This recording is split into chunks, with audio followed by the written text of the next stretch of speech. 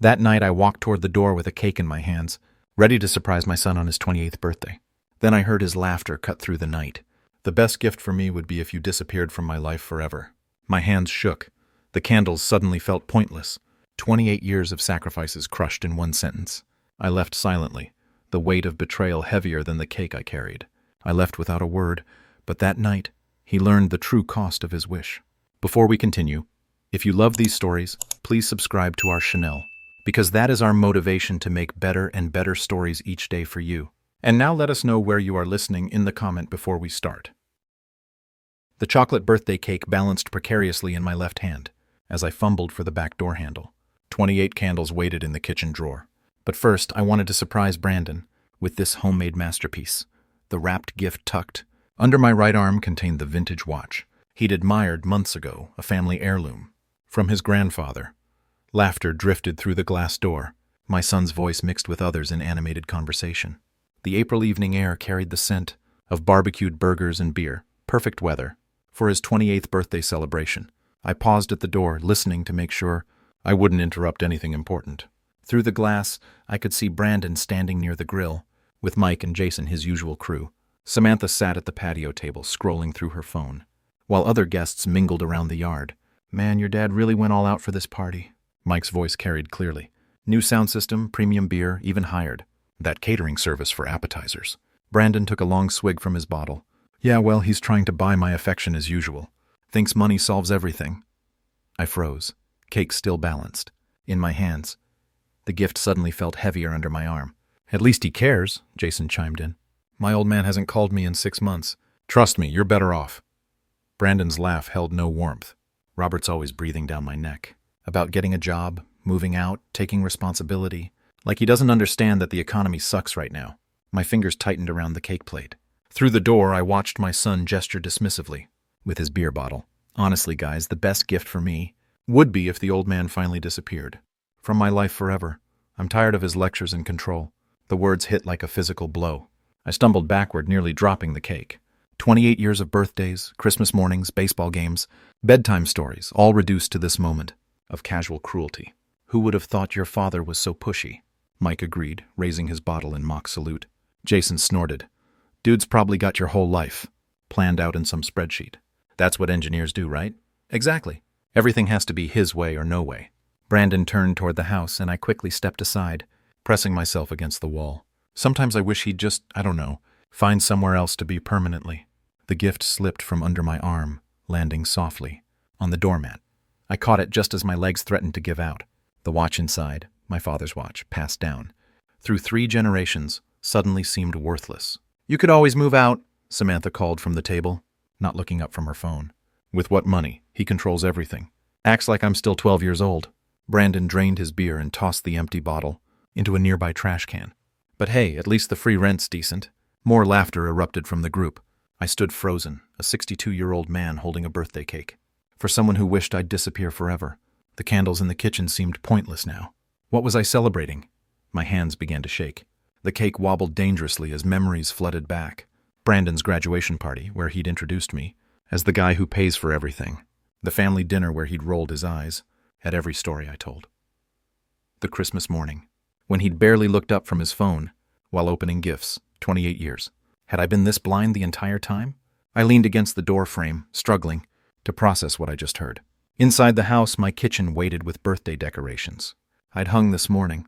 The dining room table held wrapped presents I'd spent weeks selecting. Everything I'd done, everything I'd planned, reduced to unwanted control and pushy interference. The party continued without any knowledge of my presence. Brandon had moved closer to the grill, flipping burgers, while Mike told some story that had everyone laughing. They looked so comfortable, so natural, in their mockery of the man who provided the house, the food, the very ground they stood on. I backed away from the door, cake still trembling in my grip. The wrapped watch felt like dead weight in my other hand. Through the glass, I could see my son living his truth, enjoying a party funded by someone he wished would disappear. My chest tightened with something beyond hurt, something colder, more calculating. I thought about the mortgage I'd been paying. For 5 years since buying this house, the utilities, the insurance, the property taxes, the food in the refrigerator, the car in the driveway that Brandon drove without permission. Everything he took for granted while wishing I'd vanished. I turned toward the kitchen, my mind beginning to work differently. If Brandon wanted me gone so badly, perhaps it was time to grant his birthday wish, but not in the way he expected. The cake could wait, the candles could wait. First, I needed to make some phone calls. 10 minutes had passed since I'd retreated to the kitchen. The birthday cake sat abandoned on the counter. Frosting slightly melted from my trembling hands. I'd paced between the refrigerator and the window, watching my son continue his celebration while processing the devastation of his words. Now I walked back through the sliding door with measured steps. No cake, no gift, no pretense of celebration, just a father, demanding answers from his ungrateful son. Brandon stood exactly where I'd left him, beer bottle raised, in animated conversation with Mike and Jason. The barbecue smoke drifted lazily between us. As I approached their circle, several guests glanced my way, probably expecting another fatherly interruption about turning down the music or cleaning up their mess. "Brandon," my voice cut through their laughter. "Can we talk privately?" He turned with the casual indifference of someone who'd never faced real consequences, the same expression he'd worn when I'd found him using my credit card for online purchases, or when neighbors complained about parties while I was working late shifts. "Dad, whatever you heard, it's true." He shrugged, not even bothering to lower his voice. "You're interfering with my life, and everyone here knows it." The directness stunned me. No shame, no attempt at explanation, just brutal honesty delivered with the confidence of someone who'd never been held accountable. "How can you say that after everything I've done for you?" "Nobody asked you to. That was your choice to support me." Brandon took another swig of beer, his friends nodding approvingly. "You act like I owe you something for decisions you made." Mike stepped closer to Brandon's shoulder. "Dude's got a point, Mr. Davis. Parents choose to have kids."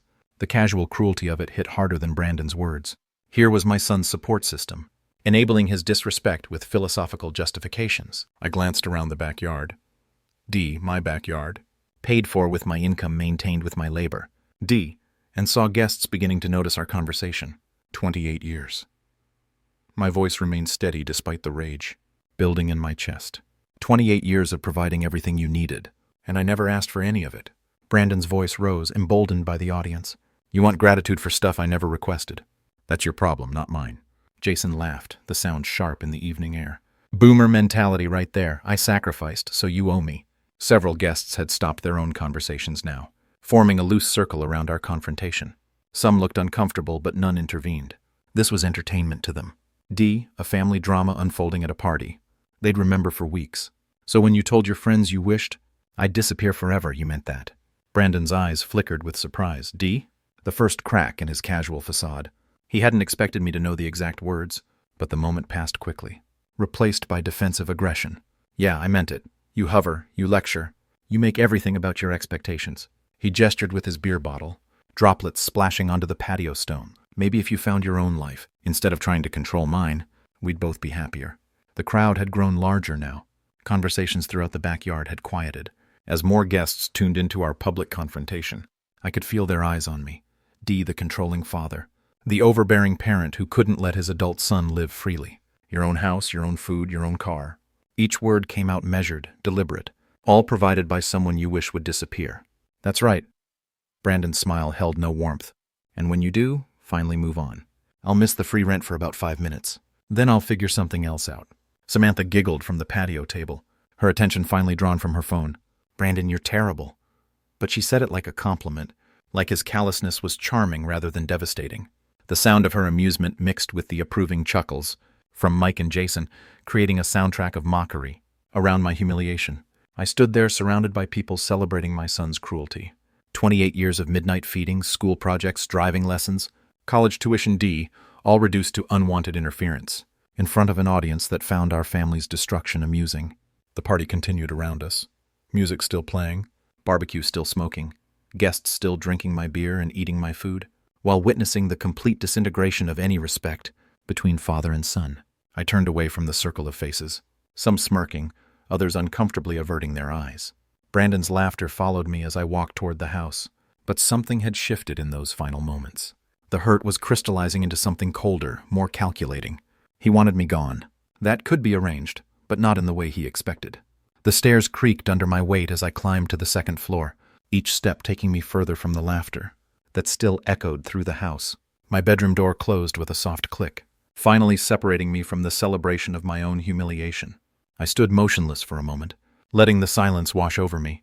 The party sounds filtered through the walls, demuted conversations, clinking bottles, Brandon's voice. cutting through it all with another joke at my expense. Through the window, I could see guests moving around the backyard, their shadows dancing across the patio stones in the evening light. The mirror above my dresser reflected a man I barely recognized. When had I become this person, this doormat, who absorbed insults with quiet dignity, who enabled disrespect by continuing to provide for someone who wished me dead? My reflection stared back with hollow eyes, and suddenly the memories came flooding back. Last spring's car incident flashed through my mind, with painful clarity. Brandon had dragged me to 3 different dealerships, demanding I co-sign for vehicles he couldn't afford. When I'd suggested something more reasonable, he'd turned to the salesman with theatrical embarrassment. "Sorry about my dad, he doesn't understand." That image matters in my field. The salesman had looked uncomfortable, but Brandon had continued with cruel precision. "He thinks driving a decent car is showing off. That's what happens when you settle for mediocrity. Your whole life." I'd stood there, checkbook in hand, absorbing the public humiliation while still preparing to help him get transportation he needed. The used Honda we'd finally settled on had cost me $15,000. He'd complained about it for months. Another memory surfaced unbidden. The Christmas dinner where I'd invited his friends, hoping to build bridges. I'd spent days preparing, wanting to show Brandon's social circle that his father wasn't the controlling ogre he'd apparently described. "Actually, Mr. Davis, Brandon tells us you're pretty strict." "About everything," Mike had said over dessert, his tone carrying barely concealed mockery. "Must be tough having someone monitoring your every move." Brandon had laughed, raising his wine glass. "You have no idea. Dad thinks he knows what's best for everyone." I'd sat at the head of my own table, serving wine I'd paid for to people who were openly mocking me, while my son orchestrated the whole performance. The worst part, I'd kept smiling, kept playing the good host, kept enabling the very behavior that was destroying any possibility of respect between us. But tonight had been different. Tonight, Brandon had finally said what he really thought, and something inside me had shifted permanently. I walked to the window and looked down at the backyard. There he was, animated and gesturing with a fresh beer, probably recounting his latest victory over the old man. His friends clustered around him like disciples, hanging on every word of his performance. They were all living in my house, eating my food, drinking my alcohol, celebrating my public defeat. How many years had I been financing my own disrespect? The engineering part of my mind began to engage, the same analytical process I'd used to solve complex problems for 3 decades. Variables, constraints, desired outcomes. Brandon wanted me gone from his life. I wanted respect, or at least an end to active contempt. The current approach, patience, generosity, hoping for eventual gratitude, D had failed completely. Time for a different methodology. I turned away from the window and faced myself in the mirror again. This time I saw something different. Not a victim, not a doormat, but a man with resources, options, and the intelligence to use them effectively. Brandon was 28 years old and had never held a real job. He had no savings, no credit history, no practical life skills beyond consuming what others provided. His entire lifestyle depended on my continued willingness to subsidize his comfort while he publicly mocked my existence. What would happen if that subsidy simply disappeared? The thought sent a cold clarity through my system. I owned this house outright. Every utility bill, every insurance payment, every property tax assessment came from my accounts. The refrigerator he raided, the internet he used, the electricity that powered his late-night gaming sessions, D all mine. If Brandon truly wanted me gone from his life, perhaps it was time to grant that wish. But on my terms, not his. I moved toward the door, my hand resting on the handle. The party continued below, oblivious to the shift that had just occurred in the man who made it all possible. Brandon was about to learn the difference between independence and abandonment, between freedom and responsibility.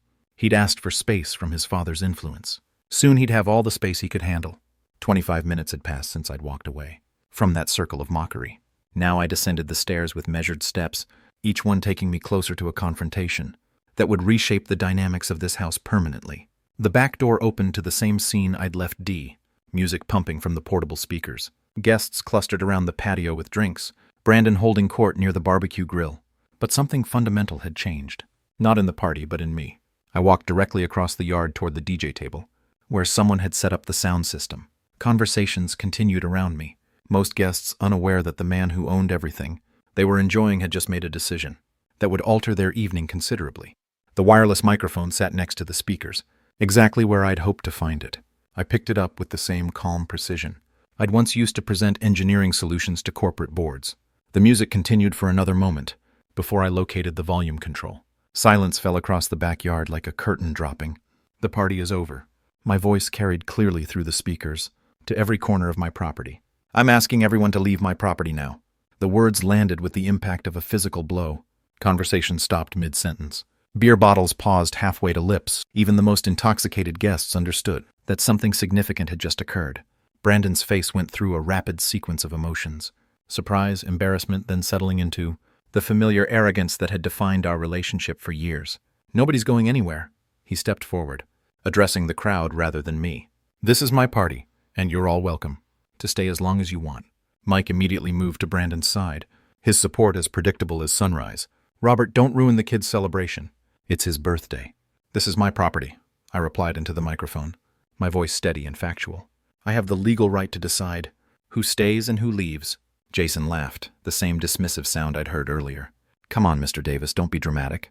We're not hurting anything. Several guests shifted uncomfortably, sensing the family conflict escalating beyond normal boundaries, but Brandon's inner circle rallied around him, with the loyalty of people who had never faced real consequences for their actions. Dad, put the microphone down and stop embarrassing yourself. Brandon's voice carried the condescending tone. He'd perfected over years of taking my support for granted. These are my friends, this is my party, and you're acting like a crazy person. The microphone amplified my response to every guest scattered across the yard. I own this house. I pay the mortgage, the utilities, the insurance, and the property taxes. This is not your property, Brandon, it's mine. So what? You've been supporting me for years. That's what parents do. He gestured dismissively, playing to his audience. You can't just kick people out because you're having some kind of breakdown. Samantha giggled from her position at the patio table, apparently finding our family's legal dispute entertaining. Several other guests murmured among themselves, but none moved toward the exit. Actually, I can, the microphone ensured. My words reached everyone clearly. Any property owner has the right to ask people to leave. If they refuse, it becomes trespassing. The casual certainty in my voice seemed to penetrate even Brandon's alcohol-fueled confidence. He looked around at his friends, seeking the same support that had emboldened him during our earlier confrontation. You're not serious, Mike said, but his tone had lost some of its earlier dismissiveness. You wouldn't actually call the cops on your own son's birthday party. Watch me. I set the microphone down on the table and turned toward the house. You have 5 minutes to leave voluntarily. After that, the police will remove you as trespassers. Brandon's voice rose behind me. No longer the controlled mockery of earlier, but something approaching panic. Dad, you can't do this. These people are my friends. I paused at the back door and looked over the gathering one final time. 30 years of hosting Brandon's friends, buying food for his parties, cleaning up the mess afterward, and enduring their casual disrespect in my own backyard. You wanted me gone from your life? I said, my voice carrying without amplification. This is how that works. When I'm gone, my house goes with me. The door closed behind me with a soft click, muffling the eruption of voices that followed. Through the kitchen window, I could see guests, looking toward the house uncertainly, some already moving toward the side gate. I walked to the wall phone and dialed 911. 25 minutes after my phone call, red and blue lights swept across the backyard like a lighthouse beam, cutting through darkness. The party's casual atmosphere evaporated as guests noticed the patrol car pulling into my driveway. Officer James Miller appeared first through the side gate, his uniform and badge immediately commanding attention from every person on my property. His partner, Officer Linda Garca, followed close behind, both carrying the unmistakable authority that comes with legal power. Who called the police?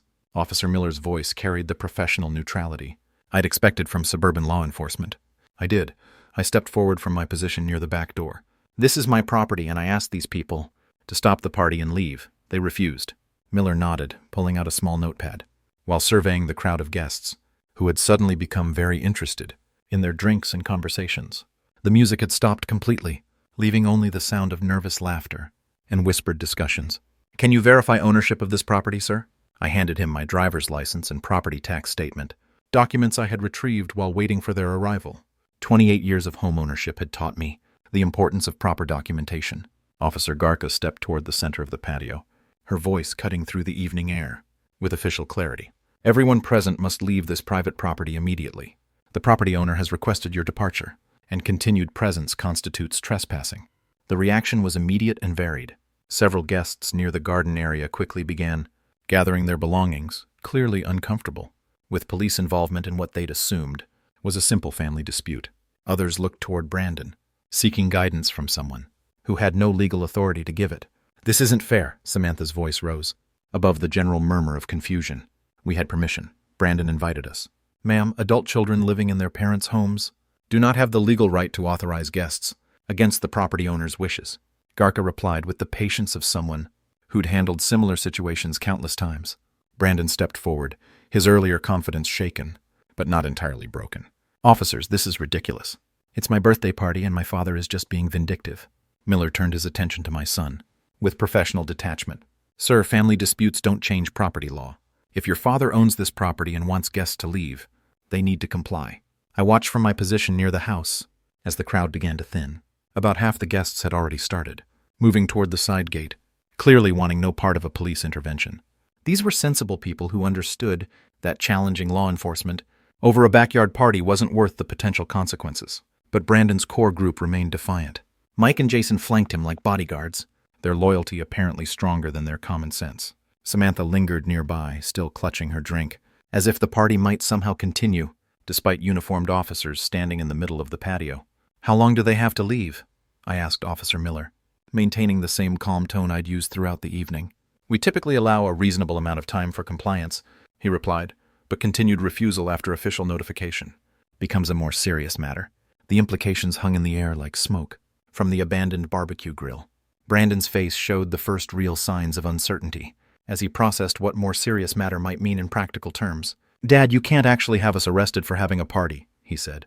But the confidence that had carried him through our earlier confrontations had noticeably diminished. I'm not having anyone arrested, I replied truthfully. I'm simply exercising my legal rights as a property owner. What happens next depends entirely on whether people choose to respect those rights. Garza checked her watch and scanned the remaining guests. Those who wish to leave voluntarily should do so now. Anyone still present in 5 minutes will be considered in violation of trespassing laws. The announcement triggered another wave of departures. Even some of Brandon's supporters began edging toward the gate, their loyalty tested by the prospect of actual legal consequences. The party that had started with 20 guests was rapidly shrinking to a stubborn core of perhaps 6 or 7 people. Brandon looked around at his dwindling support network, finally beginning to grasp the reality of his situation. But instead of backing down, he crossed his arms and planted his feet more firmly on my patio stones. I live here, he announced to the officers. This is my home, too. Officer Miller's patience had reached its professional limit. He stepped closer to Brandon, his hand moving toward the handcuffs on his belt with practiced efficiency. Young man, you are breaking the law. This is your final opportunity to leave voluntarily. Brandon's response came with the same arrogance that had defined our relationship for years, but now it carried the weight of genuine legal consequences. I'm not going anywhere. This is ridiculous. You can't arrest someone for being at their own house. Actually, we can. Garca moved to flank Brandon from the left, her positioning professional and deliberate. You don't own this property, and you've been ordered to leave by the legal owner. The reality of his situation seemed to hit Brandon like cold water. His eyes darted between the two officers, then toward me standing near the back door, then to his remaining friends who watched in stunned silence. Dad, tell them this is crazy. I live here. You live here by my permission, I replied calmly. Permission. I'm withdrawing. Miller stepped forward, with the handcuffs visible. Turn around and place your hands behind your back. Are you serious right now? Brandon's voice cracked slightly. The first sign that his bravado was finally giving way to genuine fear. You're actually going to arrest me. Turn around now.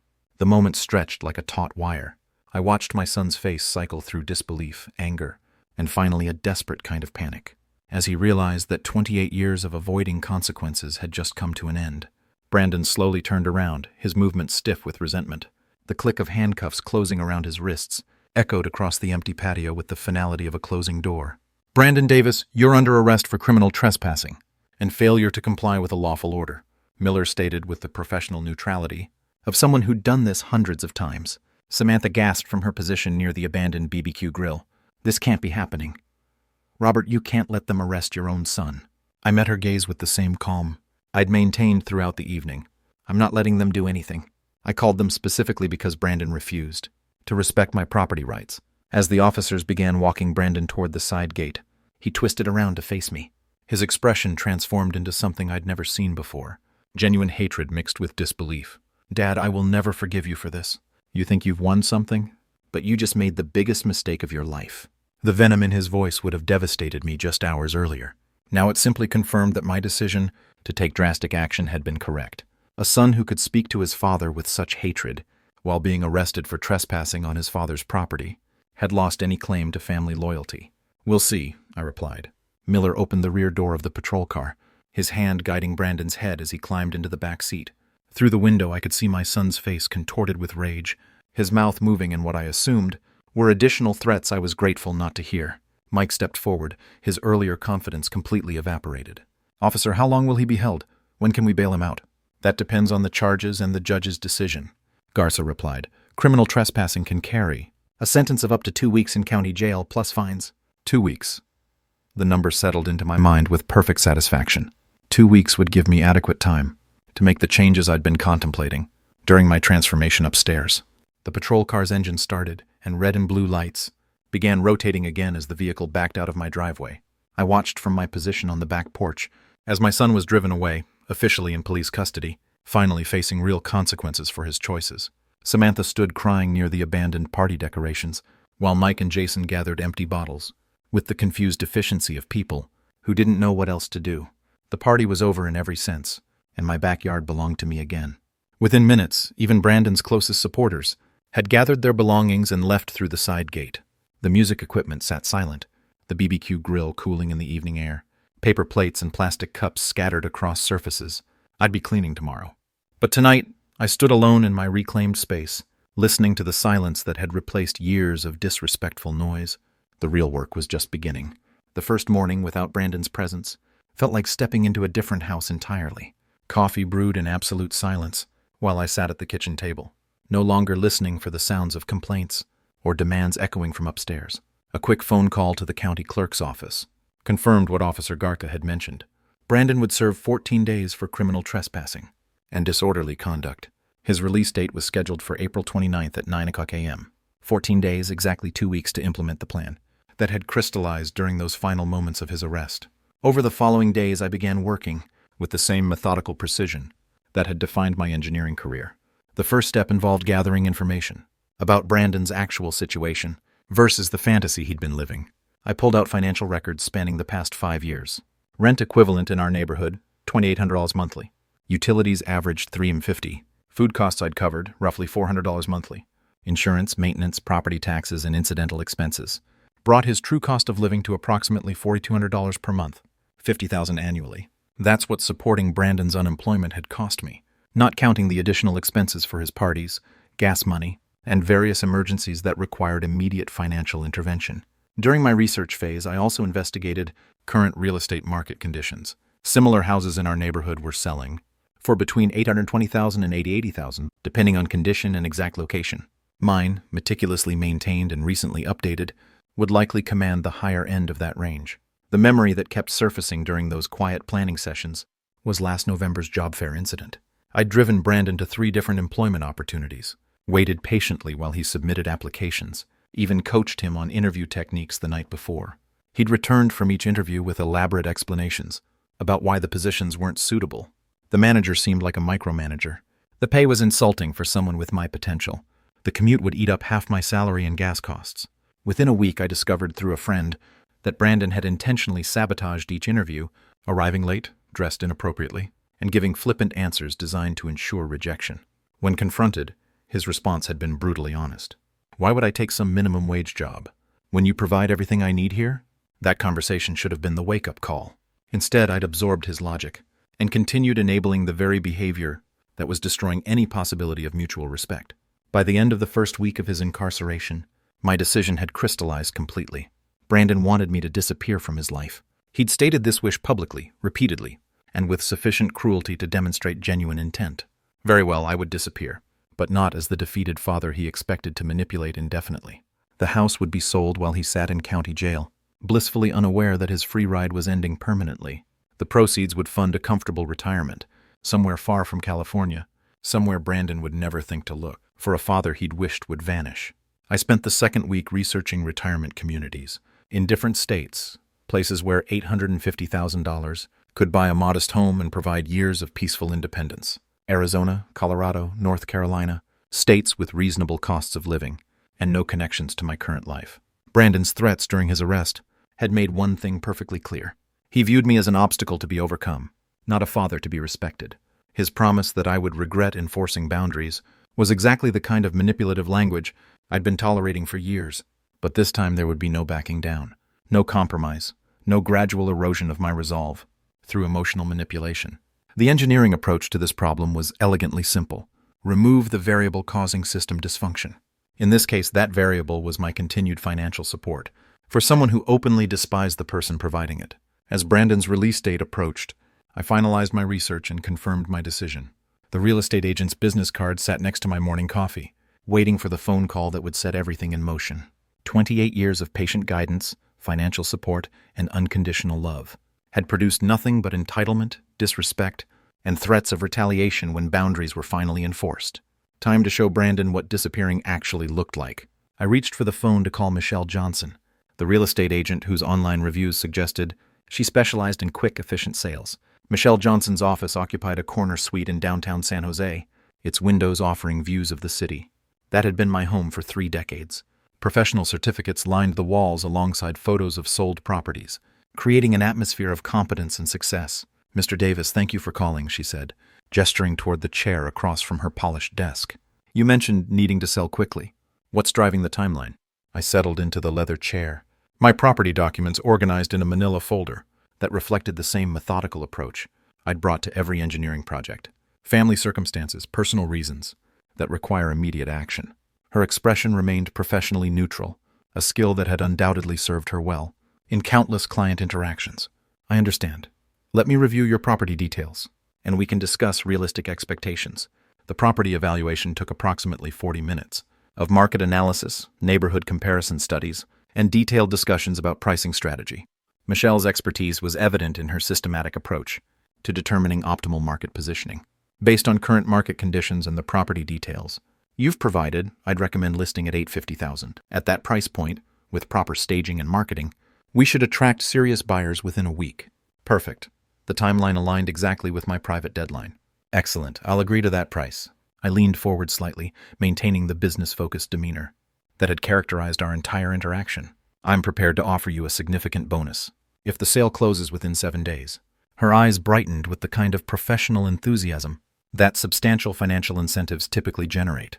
"How significant are we talking?" $5,000 above your standard commission if we have a signed contract by next Tuesday. "Mr. Davis, you have my complete attention and commitment. Let's visit the property this afternoon so I can conduct a proper evaluation." The drive to my house took 20 minutes through familiar neighborhoods that would soon become memories rather than daily scenery. Michelle followed in her own vehicle, her professional camera equipment visible through the rear window. Walking through my home with someone evaluating its market value created an unexpectedly emotional experience. Every room held memories of Brandon's childhood. Birthday parties, homework sessions, the gradual transformation from grateful child to entitled adult. "The maintenance level is exceptional," Michelle observed, photographing the updated kitchen and recently refinished hardwood floors.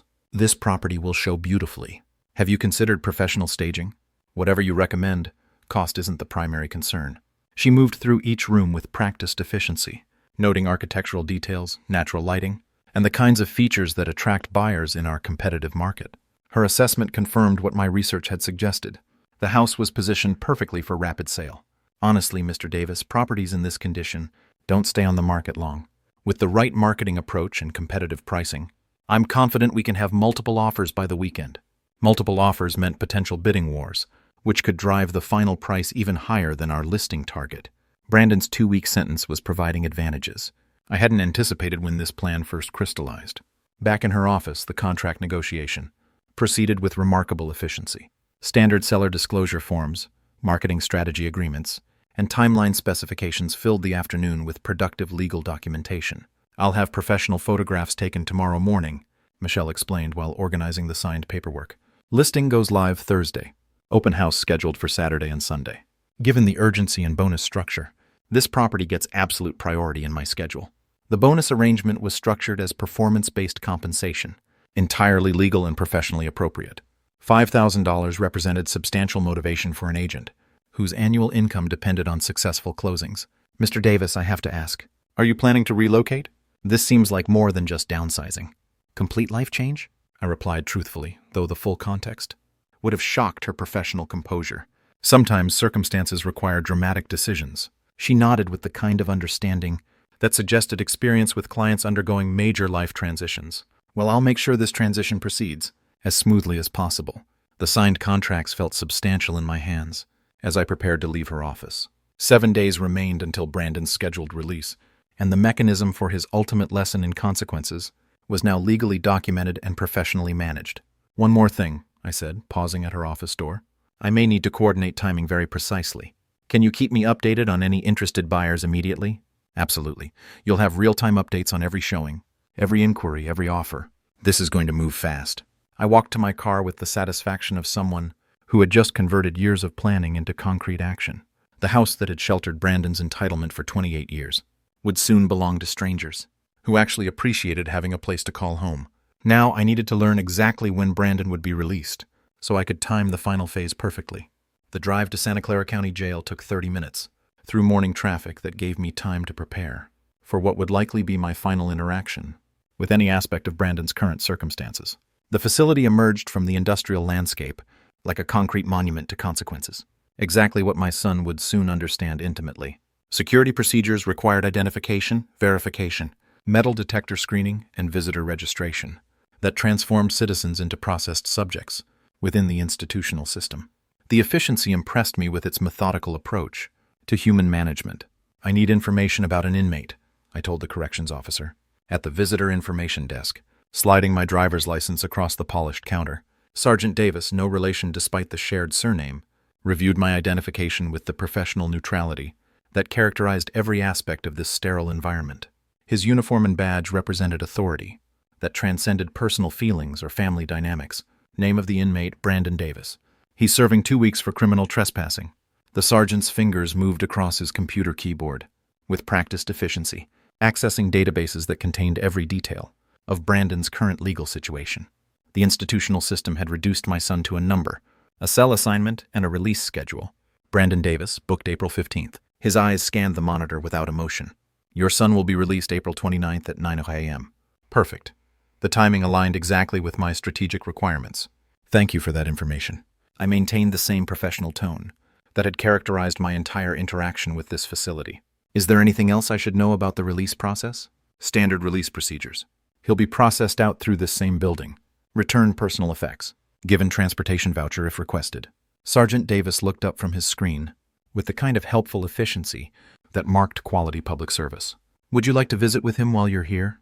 The question hung in the air between us, like smoke from an extinguished fire. Here was my opportunity to see Brandon face to face, to gauge his emotional state, perhaps even to prepare him for what awaited his return home. "No, that won't be necessary." 4 words that severed whatever remained of traditional parental obligation. Sergeant Davis showed no reaction to my refusal. Family dynamics weren't part of his professional concern, only procedural compliance and information distribution. "Visiting hours are daily from 2 to 4 p.m. If you change your mind," he offered with the same neutral helpfulness he'd shown throughout our interaction. "I appreciate the information, but I have everything I need."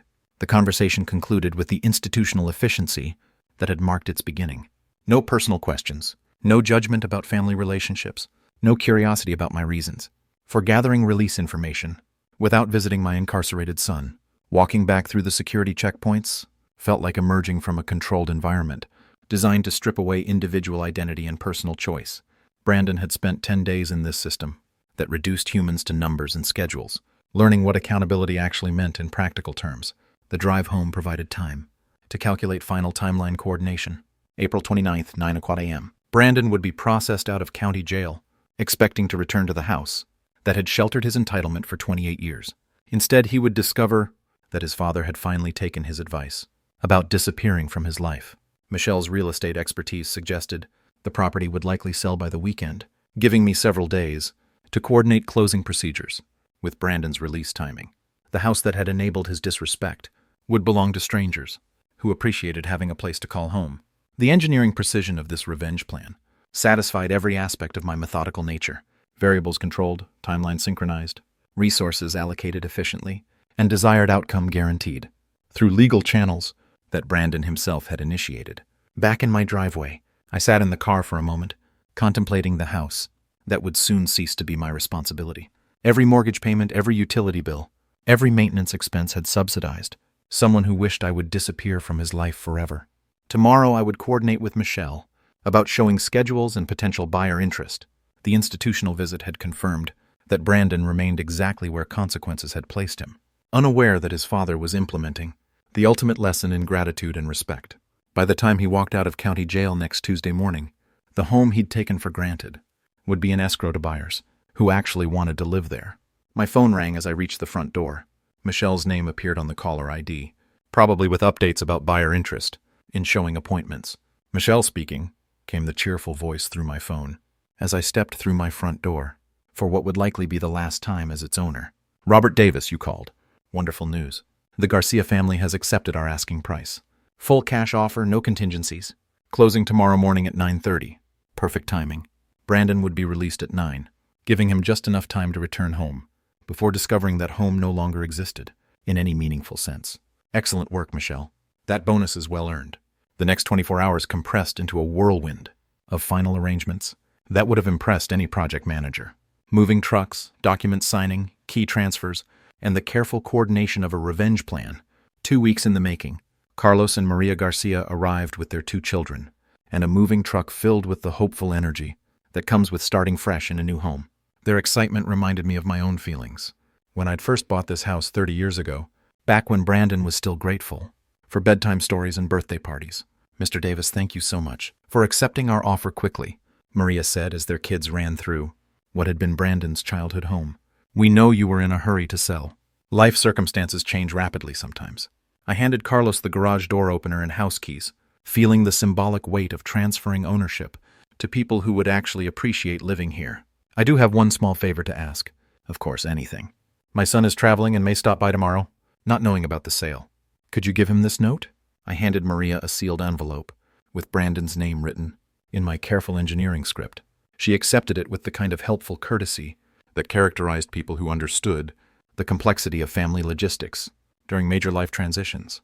The note's contents had been carefully crafted over several drafts. Brief, emotionally neutral, and devastatingly final. "Brandon, you said you wanted me to disappear from your life forever. I've decided to grant your wish. The house has been sold. I am traveling extensively and will be unreachable indefinitely. You now have the independence you've always demanded. Robert." 40 words that summarize 28 years of financial support, emotional investment, and accumulated disrespect. No forwarding address, no explanation of timeline, no opportunity for negotiation or emotional manipulation. After the Garcia family settled into their new home, I walked next door to Frank Collins' house with a single suitcase and a request that would position me perfectly for tomorrow's revelation. Frank had been my neighbor for 15 years, a reliable man who helped with snow removal and accepted packages when I traveled for work. Our friendship operated on the comfortable level of mutual respect, without excessive personal intrusion. "Can I stay with you for a couple of days, Frank? I'm between living situations." "Of course, old friend." "What happened with the house?" He stepped aside to let me enter his familiar living room, where I'd occasionally shared coffee and neighborhood gossip over the years. "I sold it. Time for major changes in my life." His expression showed genuine concern mixed with curiosity. But Frank had always possessed the wisdom to avoid prying into personal matters that weren't offered freely. "What about Brandon? Where will he stay when he gets back?" "From wherever he's been? Brandon is an adult. He'll figure out his own arrangements." Something in my tone must have conveyed the finality of that statement, because Frank nodded, without pursuing the subject further. His guest room was comfortable, and more importantly positioned with a perfect view of my former home's front entrance. That evening I sat by Frank's window, watching the Garcia family unpack boxes and arrange furniture in rooms where Brandon had spent years taking my generosity for granted. Tomorrow morning he would walk up that driveway, expecting to resume his comfortable lifestyle of unemployment subsidized by parental enabling. Instead, he would meet strangers who owned everything he'd assumed would always be available for his use. The engineering precision of this revenge plan satisfied every aspect of my methodical nature. Variables controlled, timelines synchronized, resources allocated efficiently, and desired outcome guaranteed through legal channels that Brandon himself had initiated. Frank knocked on the guest room door around 10 p.m., bringing fresh towels and the kind of practical hospitality that had characterized our entire friendship. "Everything you need in here, Robert." "Everything's perfect, Frank. Thank you for the accommodation. Stay as long as necessary. Whatever is going on with your family situation, you've got support here." He left me alone with my thoughts and my view of the house where Brandon expected to continue living at my expense. Tomorrow would bring the ultimate lesson in consequences, delivered with the same precision I'd once applied to solving complex engineering problems. The last thing I saw before turning off the lights was Maria Garcia closing the curtains in what had been Brandon's bedroom window. 9:30 arrived with the precision I'd spent 2 weeks orchestrating. From Frank's upstairs window, I watched Brandon round the corner onto our street, walking with the casual confidence of someone returning to familiar territory. He looked exactly as I'd expected. After 2 weeks in county jail, slightly thinner, wearing the same clothes, he'd been arrested carrying a small plastic bag containing whatever personal items they'd returned to him. His posture showed no trace of humility or reflection, just the eager anticipation of someone ready to resume his comfortable lifestyle. Brandon approached the front walkway without hesitation, pulling out keys that would no longer work, in locks that were no longer his to open. The sight of him reaching confidently for a door that belonged to strangers struck me as the perfect metaphor for everything wrong with our relationship. The Garcia children were playing in the front yard, while Carlos unloaded boxes from their truck. The sound of unfamiliar voices speaking Spanish made Brandon pause, his expression shifting from confidence to confusion as he processed the scene before him. "Excuse me." His voice carried the entitled tone I'd heard countless times when he wanted something, from people he considered beneath his attention. "Who are you people, and what are you doing in my house?" Carlos straightened from the moving box. He'd been lifting, his expression showing the polite confusion of someone encountering an unexpected situation. "Sorry, friend, but this is our house now. We bought it last week." "That's impossible." Brandon's voice rose with the kind of indignation he'd perfected over years of having his reality challenged by inconvenient facts. "I live here. This is my family's home." Maria appeared in the doorway, clearly drawn by the commotion in her front yard. She took in Brandon's agitated state with the practical assessment of a mother who dealt with countless neighborhood disputes and childhood conflicts. "Are you Brandon Davis?" she asked with the careful politeness that characterized her entire approach to this awkward situation. "Yes, finally someone with sense. Now please explain why strangers are in my house with all their belongings. The previous owner left something for you." Maria disappeared briefly into the house, returning with the sealed envelope that contained 2 weeks of careful planning, condensed into 40 devastating words. Brandon accepted the envelope with the suspicious reluctance of someone who'd learned to expect bad news from official-looking documents. His fingers trembled slightly as he tore open the seal, the first physical sign that some part of him understood. This moment would change everything. I leaned forward against Frank's window, watching my son's face as he read the note that would complete his education. "In consequences and gratitude, Brandon, you said you wanted me to disappear from your life forever. I've decided to grant your wish. The house has been sold. I am traveling extensively and will be unreachable indefinitely. You now have the independence you've always demanded." Robert. The progression across his features was exactly what I'd anticipated. Confusion, disbelief, growing comprehension, and finally devastating realization. 28 years of financial dependence, emotional manipulation, and casual disrespect had led to this moment, where Brandon finally understood the true cost of taking his father's love and support for granted. "This can't be real." His voice had lost all trace of entitlement, replaced by something approaching panic. "He can't just sell our house and disappear. That's not how families work." "Sir, I'm sorry for your situation," Carlos said with genuine sympathy, "but we have all the legal paperwork. The sale was completed yesterday morning." Brandon's legs seemed to give out slightly, forcing him to lean against the mailbox that no longer belonged to his family. The plastic bag from the jail fell from his grip, spilling his few possessions onto the sidewalk that had once led to his front door. "Where am I supposed to live? How am I supposed to eat?" The questions came out as desperate whispers, rather than the demands I'd grown accustomed to hearing. Maria and Carlos exchanged glances, clearly uncomfortable with witnessing this family crisis, but uncertain how to help someone whose father had deliberately orchestrated his homelessness. From my hidden position, I felt a complex mixture of satisfaction and unexpected sympathy. The justice was perfect. Brandon had received exactly what he'd claimed to want, but watching his complete emotional collapse stirred something uncomfortably close to paternal concern. He stood there on the sidewalk, reading and rereading the note, as if repetition might change its contents. The house behind him buzzed with the activity of a family who appreciated having a place to call home, while he faced the reality of having nowhere to go. 28 years of enabling had ended, with 40 words in a sold house. The lesson in consequences was complete, delivered with the same precision I'd once applied to solving complex engineering problems. Brandon folded the note carefully and walked away without another word. To the Garcia family. Hours passed before I could step away from Frank's window. Brandon had disappeared around the corner, but the image of his tears remained burned into my memory, like an unexpected photograph. He'd cried. Not the angry, manipulative tears I'd witnessed during childhood tantrums, but genuine heartbroken sobs of someone who'd finally understood the true cost of his choices. For 28 years, I'd wondered if any authentic emotion existed beneath his entitled exterior. The answer had arrived, precisely when it no longer mattered. Frank found me in his kitchen that evening, staring at a cup of coffee that had grown cold while I processed the complex aftermath of successful revenge.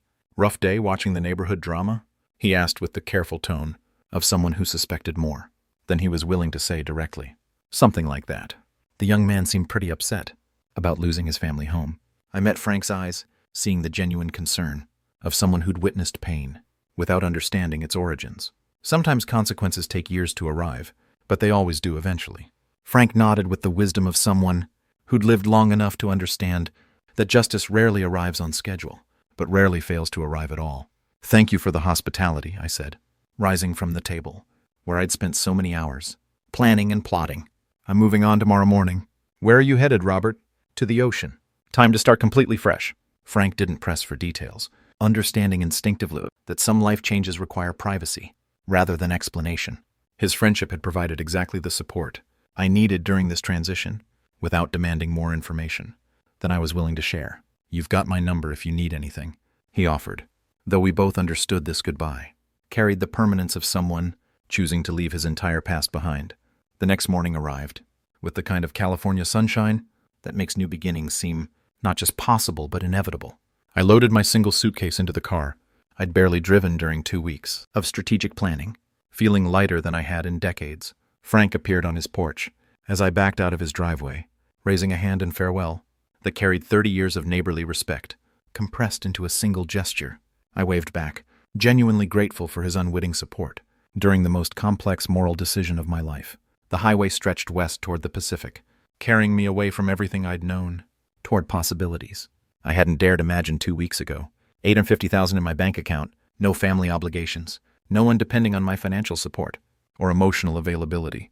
Brandon had gotten exactly what he'd claimed to want. Dear father, who disappeared from his life forever. I'd granted his birthday wish with the same engineering precision I'd once applied to solving complex technical problems. The justice was perfect, delivered through natural consequences rather than malicious revenge.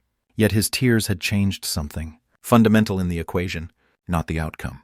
That remained fixed and appropriate, but my understanding of who he was beneath the entitlement had shifted in those final moments when authentic emotion replaced practiced manipulation. He was still my son despite everything, still capable of genuine feeling, despite years of evidence suggesting otherwise, still human, despite behavior that had often seemed calculatedly cruel. That recognition didn't change my decision to leave, or my conviction that consequences were necessary and appropriate, but it added a layer of complexity to what had started as simple justice and evolved into something approaching wisdom. The coastal highway appeared ahead, promising miles of ocean views, and small towns where no one knew my history or expected me to subsidize anyone's lifestyle. Communities where 62 years of accumulated experience might be valued rather than exploited. I'd spent 28 years enabling someone who wished I would disappear. Now I was granting that wish while creating the life I should have built for myself decades ago. The morning sun reflected off my windshield as I drove toward whatever came next, carrying nothing but the clothes in my suitcase and the hard-earned knowledge that respect once lost can only be reclaimed through actions rather than words. Behind me, Brandon was learning the same lesson from the other direction. Ahead, the ocean waited, with horizons I'd never explored and possibilities I'd never considered. It was time to find out who I was when no one needed anything from me. If this story touched your heart, please give it a like and share it with someone who needs to hear this today. Don't forget to subscribe for more true family betrayal stories that reminds us we are stronger than we think.